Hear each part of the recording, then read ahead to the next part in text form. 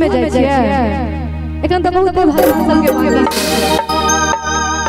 जा जिनका सबके मैया रानी पर विश्वास नहीं हुआ वो आधा कार्यक्रम छोड़ कर चल जाए जिनका सबके विश्वास हुआ अब पैसा सब गोटा ताली बजा दे अब बड़ा भाव से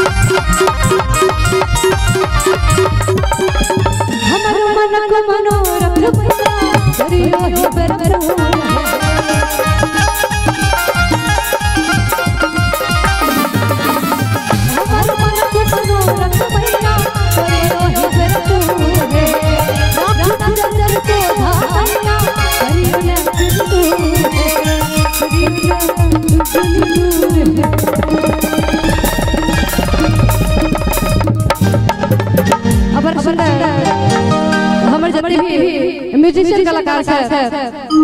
उनका सब के ले और संग ही सुंदर सन साउंड के ले साउंड वाला के ले कनी से हो हम सब सुंदर सन ताली बजा दियो अब सुंदर भाव से हमरो मनक मनोरथ मनिया घरियो ही बेरपूर है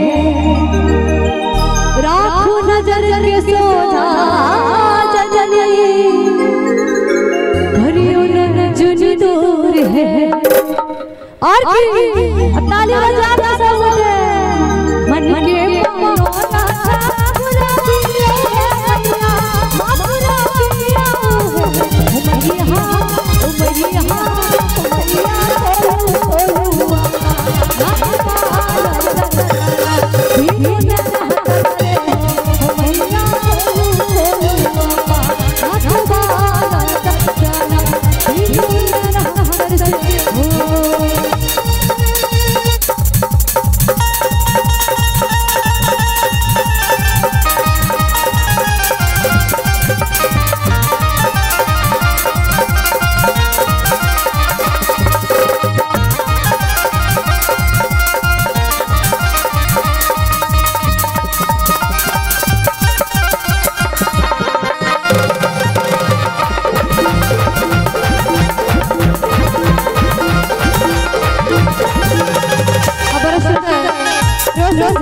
सुंदर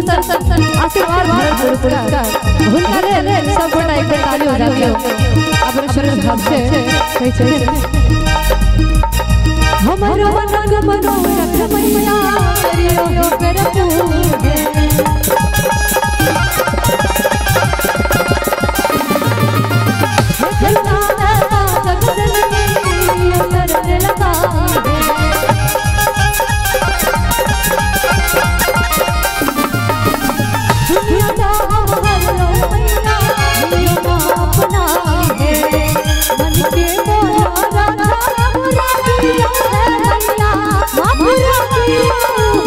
घुमैया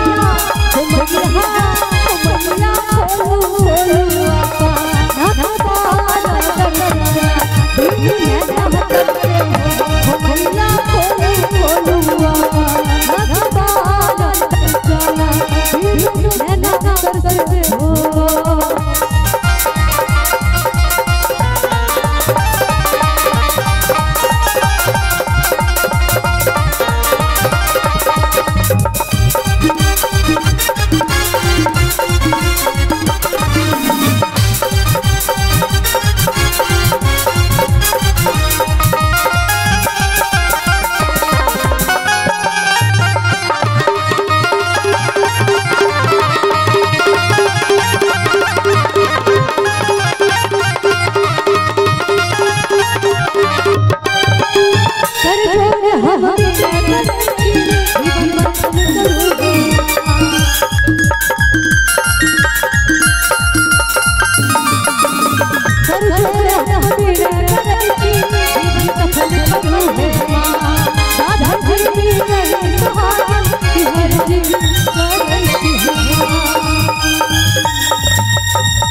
बड़े सुंदर भाव छे कर जोर हम बिना जीवन सफल करो हे मां जा धन जी